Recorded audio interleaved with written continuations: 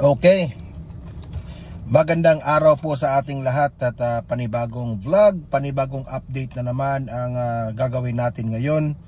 At pag-usapan natin ang mga issue na medyo dapat nating alamin, no? Kasi ito ay mahalaga kung sino ang iboboto natin this coming May 2025 election, no? Ilang araw na lang ba? I think it's around 6 ngayon, di ba? 7, 8, 9, 10, 11 6 days more and election na, no?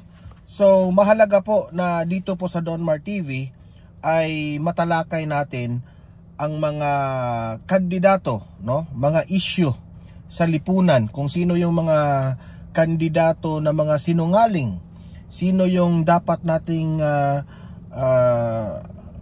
manatili sa pwesto at sino yung dapat nating tanggalin, no? Importante yan. Kasi po, itong una nating pag-uusapan ay patungkol po dito. I think na-vlog ko to kagabi pero meron na namang bagong update patungkol sa sinabi ni VP Sara dito si Vice President Inday Sara Duterte ay nag-react na nga at sumasagot sa issue patungkol po dito sa walang tigil na issue sa 20 pesos per kilo na bigas.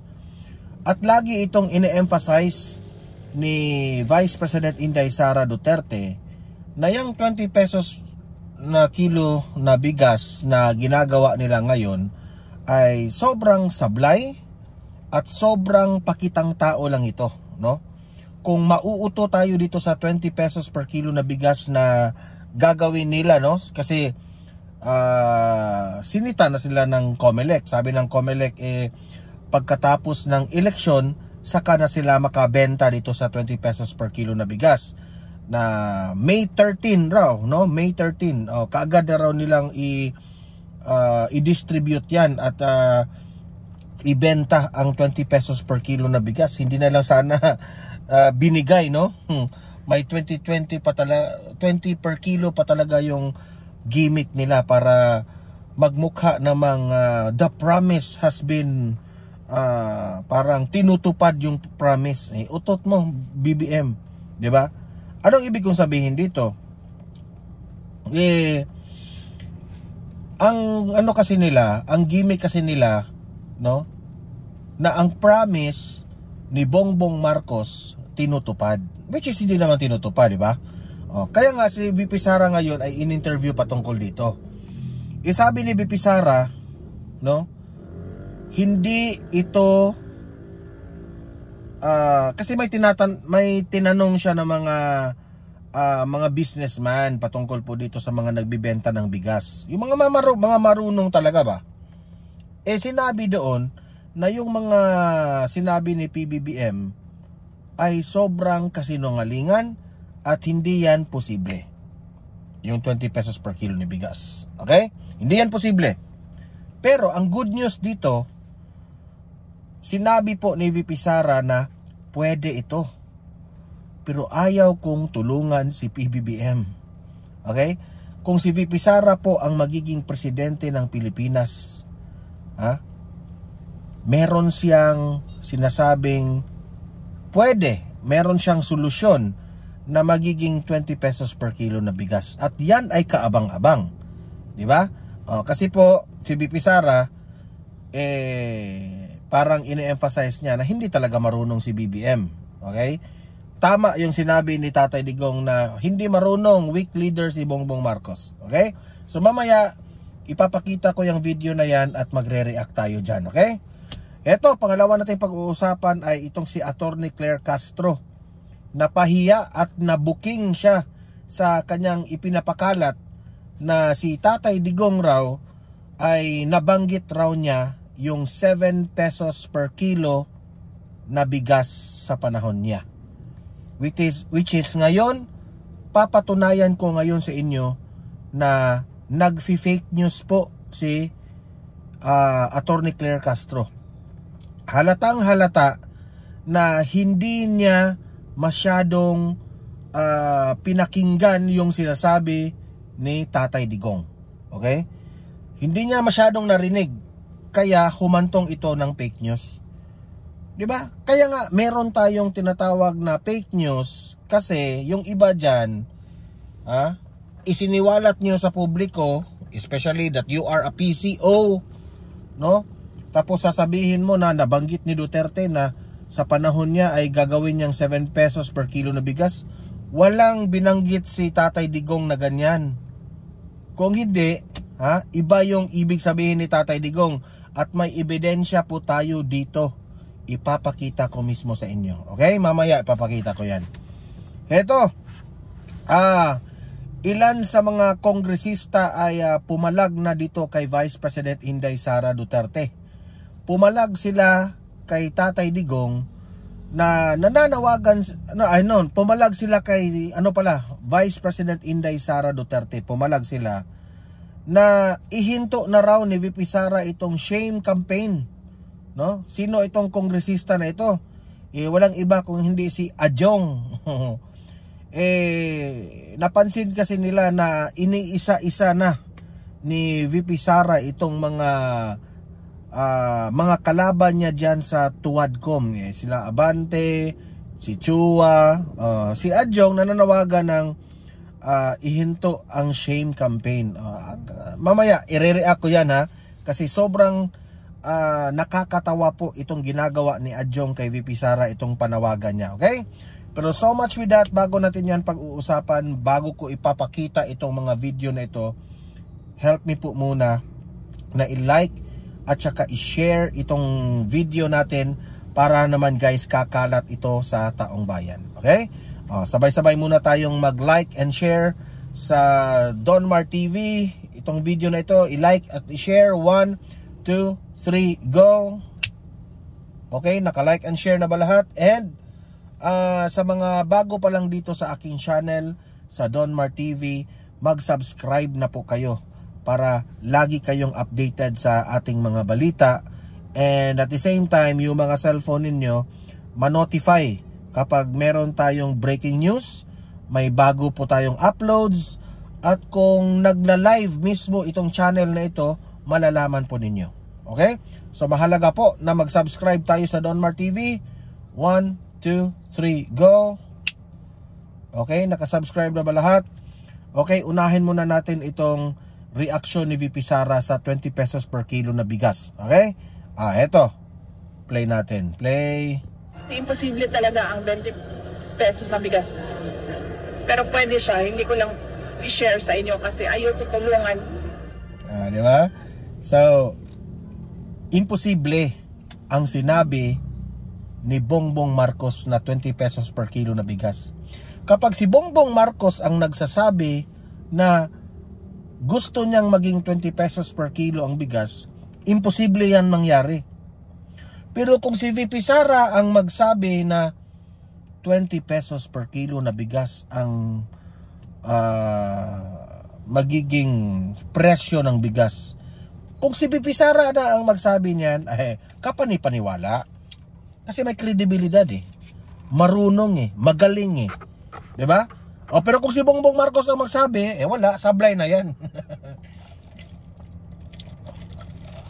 Excuse me nauuhaw ako diba? So, ano ibig ko sabihin? It only shows na si Bongbong Marcos hindi marunong. Okay? Nagbida-bida pa siya dyan sa sa Department of Agriculture, diba? Gusto niyang siya yung DA. Pagkatapos ng eleksyon sa 2022, kaagad niyang tinutukan at naging DA siya doon mismo bilang presidente. For the first time, merong presidente na secretary rin. Anong nangyari sa Department of Agriculture? Biglang bumagsak. Ang daming mga issue. Di ba? So, imposible kay Bongbong Marcos ang 20 pesos per kilo na bigas. Meaning to say, ginamit yan ni Bongbong Marcos para manalo siya sa eleksyon na yun. Nauto tayo, nabudol, di ba? Nabudol ang Pilipino. Posible ngunit ayaw tulungan. Ito ang ibinahagi ni Vice. Posible, sabi ni VP Sara, posible yan 20 pesos per kilo, pero ayaw niyang tulungan si BBM. Diba? Sino ka naman para tulungan? Pagkatapos mong iniwanan sa ere, pagkatapos mong hinayaan mong ginigipit dito sa Kongreso, hindi mo man lang tinulungan, no? Sino ka para tulungan, di ba? President Sara Duterte kaugnay ng kung papaano maisa sa katuparan ang 20 pesos kada kilo ng bigas. Ayon sa pangalawang Pangulo, matapos ang eleksyon noong taong 2022, ay kanyang kinwestiyon ang pangakong ito ng administrasyon. Ayon kay VP Sara, may mga nadiskubre siyang paraan kung paano ipatutupad ang murang bigas program. Ito ay pagkatapos ng personal niyang pagbisita sa Cebu at marinig ang hinaing ng mga mamamayan tungkol sa hirap ng buhay, partikular na sa pagkain at bigas. Nung pumunta ako sa Cebu, meron yan silang August na event ang Cebu eh. And sa haba nung parada na kinakamusta ko yung mga tao, 3 beses nagsabi sa akin, Inday Sara, nagalisod mi sa pagkaon, nagalisod mi sa bugas. Ayon pa kay VP Duterte, agad siyang nagtanong sa isang negosyante ng bigas tungkol sa nasabing pangako. Tinanong ko yung isang businessman ng bigas. Sabi ko, kakayanin ba talaga ito o nagsinungaling siya? Noong sinasabi niya itong pangako na ito, ang sabi sa akin ng businessman, nagsinungaling siya. Hindi talaga nila kaya gawin yan. Hindi sila marunong paano gawin yan.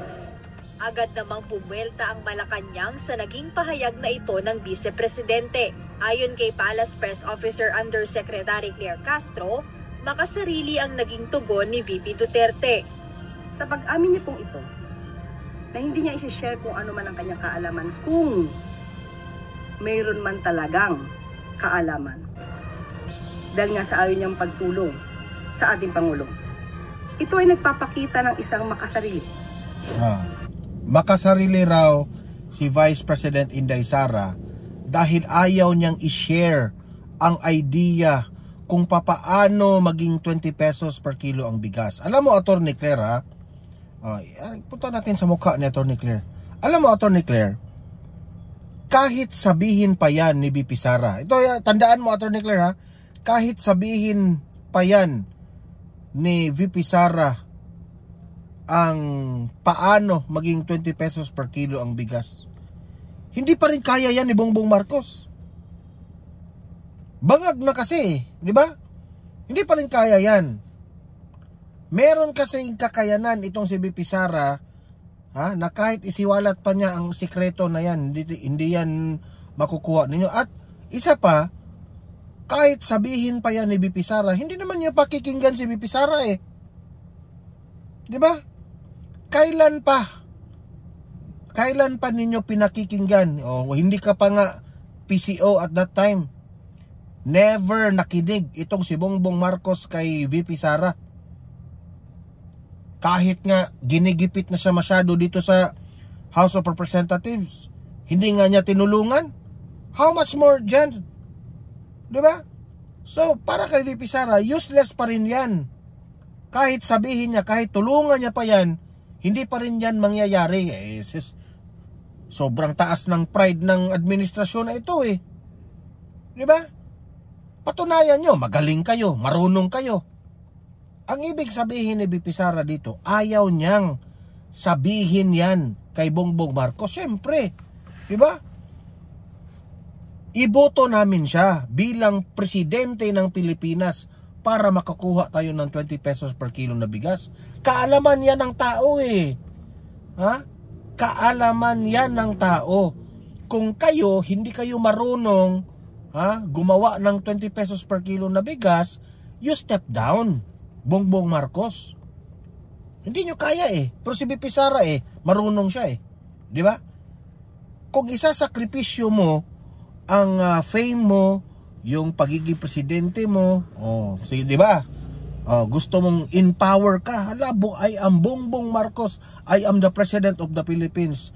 Pero lugmok ang kagutuman ng taong bayan dahil sa kamahalan ng ating mga pagkain. Pero kung si VP Sara ang maging presidente, walang gutom, magiging mababa ang presyo ng pagkain, hindi si BP Sara na lang ang presidente, bumaba ka na lang Bongbong Marcos. Ganon yung subliminal message doon, hindi yung makasarili. Ito naman si Atty. Claire Castro ang babaw naman talaga ng isip mo Pakita ng isang makasarili.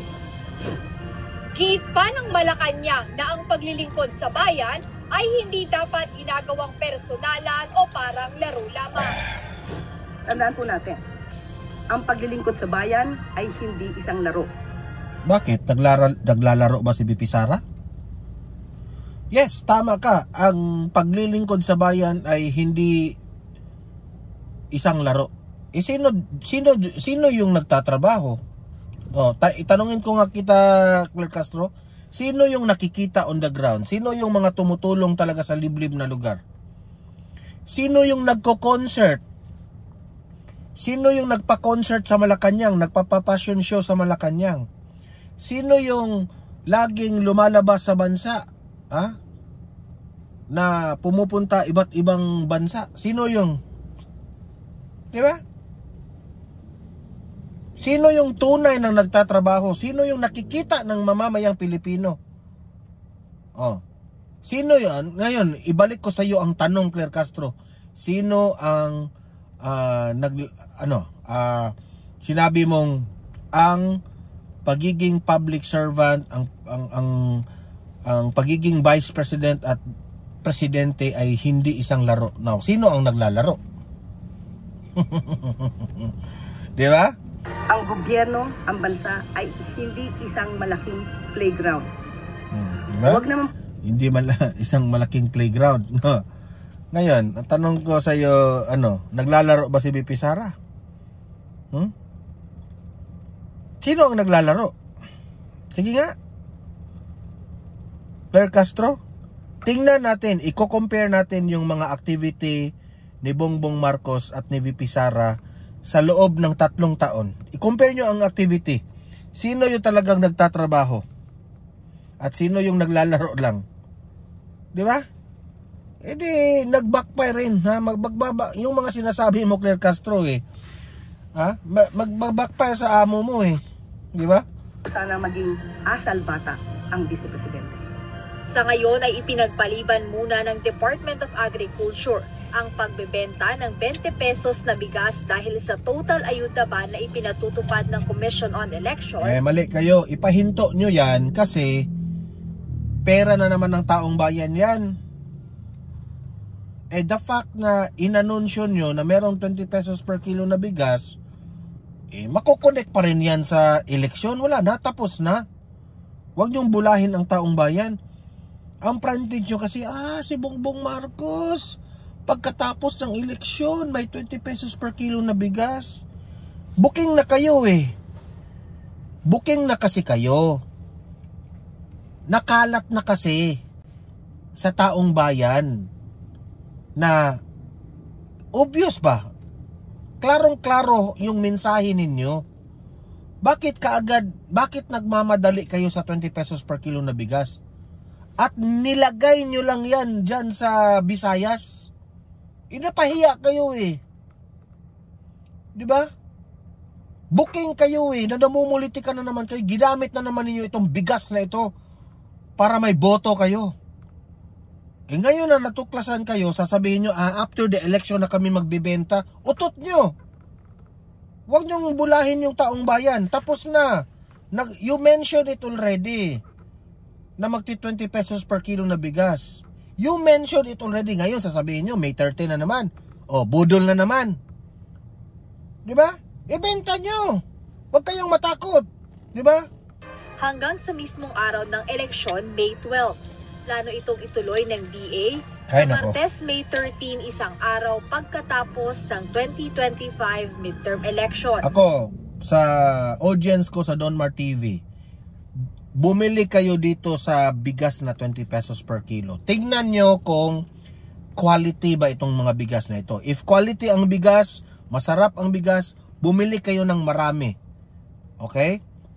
At the end of the day, huwag nyong iboto ang administrasyong ito. Okay? Iboto nyo yung sa tingin ninyo nasa puso ninyo yung mga kandidatong dati nang nangako na tinutupad nila ang kanilang promise. Yun ang iboto ninyo. Pero yung mga kandidato na nangako na nabudol tayo, yung mga senador na kasama doon sa nagsabi doon, huwag niyong iboto yun lahat. Budol yun lahat, okay? Jed Neresina, UNTV News and Rescue. Diba? So, VP Sara, we hope that you will be the President of the Philippines this coming 2028. Okay? Para ikaw, alam namin na ikaw lang ang makasolve ng problema ng Pilipinas ngayon at ibalik yung mga ginagawa ng dating administrasyon ng tatay mo. Okay? O heto, Atty. Claire Castro, papapatunayan ko sa inyo na si Atty. Claire Castro ay hindi nagre-research. Okay? Dahil hindi siya nagre-research, ayan tuloy. Naging fake news ang sinabi niya. At papatunayan natin yan dito sa video na ito na mali ang sinabi ni Claire Castro. Ito, panoorin natin. Play. We need to switch from the current... di ba? Kung matatandaan natin, sinabi ni Atty. Claire Castro, PCO, na sinabi raw ni Duterte na sa panahon niya, gawin raw ni Duterte ang 7 pesos per kilo ang bigas. Mali yun, Castro. Hindi ka nagre-research. Okay? Ang ibig sabihin ni former President Duterte ay heto, pakinggan ninyo. The system in importing rice to a tariff system where rice can be imported more freely. This will give us additional resources for our farmers, reduce the price of rice by up to 7 pesos per kilo. Reduce the price. Hindi mo ba, Claire Castro, hindi mo ba yun magets? Abogado ka. Do you know what's the meaning of reduce? Reduce. Meaning, bababa ng 7 pesos. For example, Claire Castro, i-explain ko na lang sa inyo kasi ang hina ng utak mo eh. For example, if ang bigas ay 40 pesos per kilo, magiging 33 pesos na lang. If ang presyo ng bigas sa panahon ni Tatay Digong ay 50 pesos, 55, yun ang naalala ko eh, 55 pesos yung bigas nung panahon ni Tatay Digong. Minus 7 pesos, magiging magkano? Kung minus 7, 48 pesos na lang. Kung 55. You will, Claire Castro, i-deduct mo ng 7 pesos. Kasi ang sinabi po ni Tatay Digong, may ginagawa na silang programa na magre-reduce ng 7 pesos per kilo. For example, kung meron ng 30 pesos per kilo na bigas, magiging minus 7. Magkano? 23 pesos. Ganun ba? Hindi mo ba yun, naiintindihan? Imagine, Claire Castro, PCO, ang bobo. Sinabi raw ni Duterte na 7 pesos per kilo ang bigas na gagawin niya. Yan ang tawag mo sa kanya. Hindi BOBO. Katangahan yan, Claire Castro. Sobrang katangahan yung ginagawa mo. Ito, sagutin mo ito. Kayong mga media yan, tanungin nyo si Claire Castro dito. Okay? Kung hindi yan aamin na nagkamali siya, talagang may problema na sa utak itong babaeng ito. Reduce the price of rice by up to 7 pesos. Very clear. Very clear. Reduce the price of rice to up to 7 pesos per kilo. Sometimes ba, Atty. Claire Castro, gumamit ka ng dictionary. Meron naman tayong Google. Pwede naman ninyong i-research doon sa Google. Anong meaning ng reduce. O, ganun. Hindi yung nagpapakalat ka ng, 7 pesos per kilo. Talak ka na kasi ng talak eh. Palengkera ka kasi ng ugali mo eh. Ayan tuloy, napahiya ka dito. Di ba? And lower inflation significantly. I ask Congress to prioritize this crucial reform, which I have certified as urgent today, pesos. Ha? Tingnan nyo. Baka sabihin ninyong sinisiraan na to si Claire Castro. Baka sabihin ninyo na nagpi-fake news ako na hindi ito sinabi ni Claire Castro. Ito yung sinabi niya patungkol dyan. Amo ginawa yung batas, rice certification law to para yung gusto mong 7 pesos na kada kilo. 7 pesos na kada kilo. Bobo! Ang BOBO mo, Claire! For Christ's sake! Hindi mo ba nalinisan yung tenga mo? O hindi ka lang marunong kung what's the meaning of reduce? Reduce! Reduce, Attorney Claire, for Christ's sake! Imagine attorney yan. Imagine, PCO yan. Nakakahiya ka, Attorney Claire. Sobrang nakakahiya ka. Ikaw ang reason bakit bumaba ang rating ni Bongbong Marcos. Bongbong Marcos, kawawa ka ditong tao na ito. Yung loto para yung gusto mong 7 pesos na kada kilo ay mangyari 7 pesos per kilo rice din. Pahiya ka dito, Claire. Mapahiya ka talaga dito. Kakalat ito After, yan Yan, 2 years 2 years Nangako 7 pesos per kilo na bigas, because of the rice certification. Nangako raw. Sabi nga ni Tatay Digong, 20 pesos per kilo na bigas, hindi yan magiging posible, 7 pesos pa nga. Know what's the meaning of reduce, Attorney Claire? I think you should study more on vocabulary, Attorney Claire. Nakakahiya ka. Law. Di ba? Kawawa itong babaeng ito.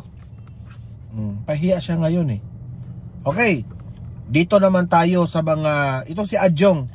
Nagrereklamo na itong si Adjong na nananawagan kay VP Sara na ihinto na raw itong shame campaign na ginagawa ni VP Sara. Kasi binabanatan ngayon ni VP Sara. Ito sila Abante, sila Chua. Ito yung balita, play. Rosalie, sino itong mambabatas na nanawagan kay VP Sara at ano ang kanyang apela sa Vice Presidente? Ella, ibalik ang decency, dignidad at civility sa pagsasagawa ng electoral campaign. Decency, dignidad, ano pa yun? Pakinggan natin yun ulit. Ibalik raw. Ella, ibalik ang decency, dignidad at civility sa pagsasagawa.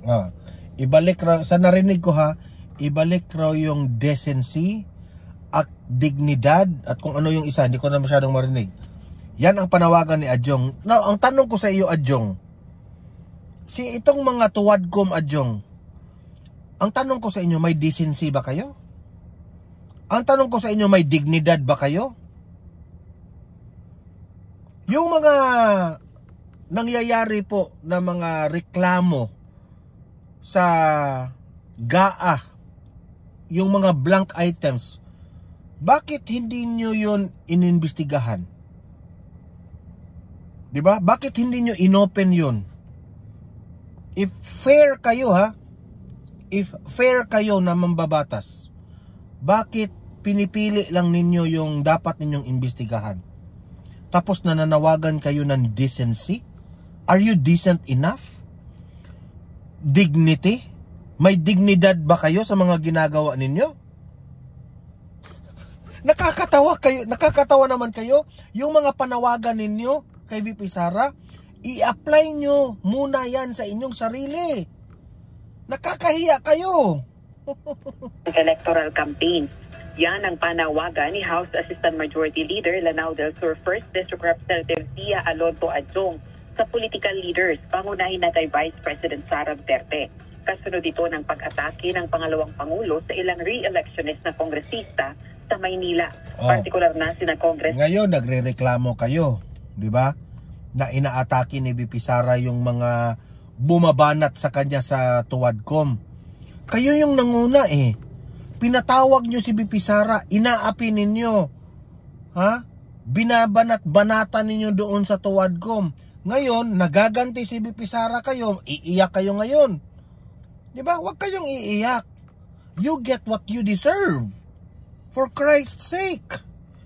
You get what you deserve. Ha?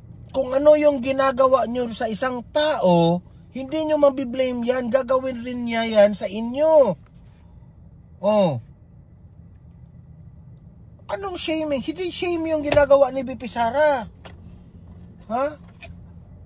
Ang ginagawa ni VP Sara, ipinaalam niya sa taong bayan kung ano yung nangyari sa Tuwadcom. Shaming ba yun? Kayo rin yung gumagawa doon, tapos sasabihin ni VP Sara, ganito, ganyan yung ginagawa ninyo. Tapos mananawagan kayong dignity, mananawagan kayong decency, ihinto ang shame campaign, utot nyo. Panahon ito ng eleksyon ngayon. Okay? Takot kasi kayo na matalo. Italo na kasi sila eh. Lahat ng mga bumoto kay VP Sara na ipa-impeach dyan sa House of Representatives, hindi na yan iboboto ng taong bayan. Tandaan nyo yan, Adjong. They will never vote. They will never vote congressmen who voted for impeachment ni VP Sara. Tandaan mo yan. Rolando Valeriano, Joel Chua at Benny Abante. Panawagan ni Representative Adjong kay VP Sara, ihinto ang shame campaign laban sa PBBM administration candidate. Kit pa nito, bagaman pangunahing bahagi ng demokrasya ang karapatang makapagpahayag ng political views, sumisira naman anya ito sa diwa ng serbisyo publiko at nasira kayo dahil sa mga pinanggagawa ninyo. Huwag niyong i-blame yan kay VP Sara. Di ba? Pagpapahina sa democratic engagement. Dagdag pa nito, deserve na gagamitin nyo pa yung democratic na yan. Ha? I think you have to change something sa inyong mga personalities. Change something sa inyong mga paninira dyan. Yung pamumulitika ninyo. Yun eh. Di ba? Bawas-bawasan nyo yung mga pamumulitika ninyo. Kasi kung kayo rin ang mga natatamaan eh. Ngayon na itong si VP Sara ay lumalaban, nagrereklamo kayo. Hindi nga nagrereklamo si VP Sara nung time na halos kayong lahat dyan ng mga Tuwadcom, ha? Pinagtutulungan niyo na si VP Sara dyan na ini-investigate. Ang mamamayang Pilipino, ang mga leader na nagbibigay inspirasyon sa pamamagitan ng pagiging puwaran. Hindi sa totoo lang, no? Sa tingin ko, itong mga Tuwadcom na ito, natatakot na sila eh. Natatakot na sila dito sa mga eleksyon na ito kasi alam nila na wrong yung ginawa nila na pag-investigate kay VP Sara. Wrong move yun eh. Hindi nila akalain na ang taong bayan kakampi kay VP Sara eh. Pamamagitan ng pagbabanta o pang-iinsulto. Balik sa'yo, Ella. Maraming salamat, Rosa. Diba? So, maraming salamat. Maraming salamat rin, no? Na ang taong bayan gising na. Okay? So, hanggang ngayon, Duterte pa rin ang taong bayan. Alam nyo yan. Alam yan ng kampo ni Romualdez, alam yan ng kampo ni PBBM. Okay? So, libre po kayong mag-comment, mag-react sa mga pinag-usapan natin. Usap-usap tayo sa comment section. Okay? Guys, don't forget na i-like at saka i-share itong video na ito ha, para kakalat ito sa taong bayan. Sa mga bago pa lang dito sa aking channel, sa Donmar TV, subscribe na po kayo. And meron tayong pangalawang channel, Donmar TV, Balitang Totoo. Marami tayong mga videos doon, mga political vlogs na hindi natin in-upload dito sa main channel natin, kaya subscribe rin kayo doon, okay? Sa mga audience ko sa Donmar TV, thank you very much. See you in my next video, see you in my next live. Have a great day, have a great night. God bless po sa ating lahat. Mabuhay ang Pilipinas. Bye-bye.